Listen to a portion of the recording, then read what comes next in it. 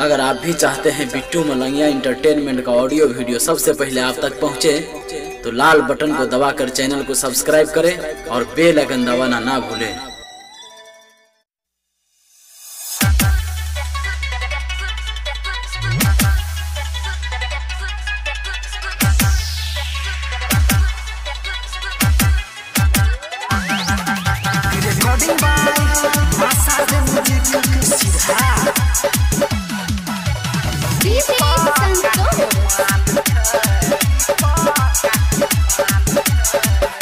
अपने सब सुन रहा छी बिट्टू मलंगिया एंटरटेनमेंट के। कान में ईयरफोन छौरी के हाथ में मोबाइल छै। कान में ईयरफोन छौरी के हाथ में मोबाइल छै। कुछो नहीं कही भाई रे, कुछो नहीं कही छौरी दीपका के माल छै। कुछो नहीं कही रे दिनेशवा के माल छै। कान में ईयरफोन छौरी के हाथ में मोबाइल छै। कान में ईयरफोन छौरी के हाथ में मोबाइल छै। कुछो नहीं कही भाई रे, कुछो नहीं कही भाई संतोषवा के माल छै। कुछो नहीं कही भाई पशुपतिया के माल छै।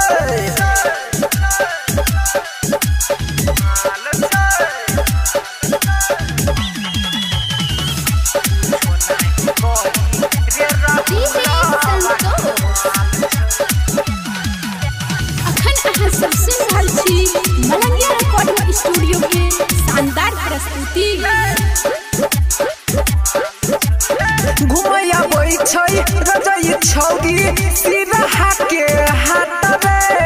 ओही जब बैठ को खाइ छै छौरिया चाउमीन और चाट रे।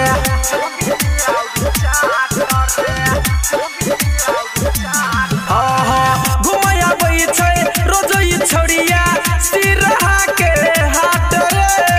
ओही जब बैठ को खाइ छै छौरिया चाउमीन और चाट रे। ये कदाया गाड़ी में सोनाक छिबी फेल छै। एक कदाया गाड़ी में सोनाक छिबी फेल छै। कुछो नहीं कही भाई रे, कुछो नहीं कही पशुपतिया के माल छै। कुछो नहीं कही रे राहुलवा के माल छै रे।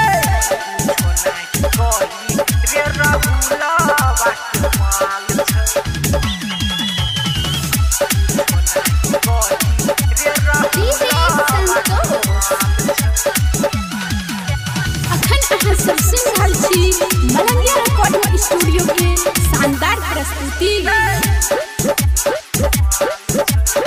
गाना सुनाई दही मसर्द म्यूजिक के एक हिट हिट रे।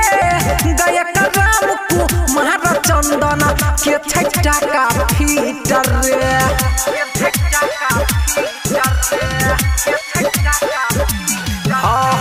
गाना सुनाई दही मसर्द म्यूजिक के एक हिट हिट रे।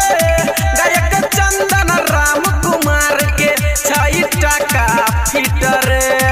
सब कोई कहै कराई तुम बबाल छै।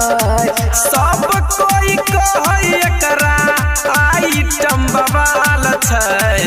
कुछो नहीं कही भाई रे, कुछो नहीं कही पशुपतिया के माल छै। कुछो नहीं कही रे राहुलवा के माल छै रे।